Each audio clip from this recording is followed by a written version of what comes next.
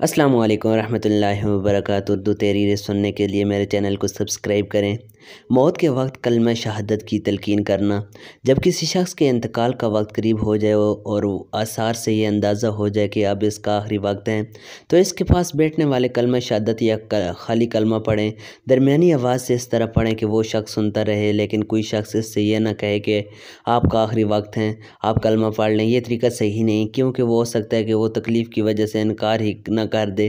اس لیے اس سے کہ پڑھنے کو ہرگز نہ کہا جائے کہ تم کلمہ پڑھو، بلکہ تلقین کا طریقہ یہ ہے کہ اس کے پاس آہستہ درمیانی آواز سے کلمہ پڑھتا رہے، اور جب وہ ایک مرتبہ کلمہ پڑھ لے تو بس اب خاموش ہو جاؤ، تلقین ہو گئی، اور اب اس سے کوئی دنیاوی بات نہ کی جائے، اور یہ دعا من میں کرے کہ اب اس نے کلمہ پڑھ لیا، اب یہیں اس کا آخری کلام ہو جائے، تاکہ وہ اس حدیث مبارکہ کا مصداق ہو جائے کہ حضور صلی اللہ علیہ وآلہ وسلم نے فرمایا کہ جس شخص کا آخری کلمہ لا الہ الا اللہ ہوگا وہ جنت میں جائے گا۔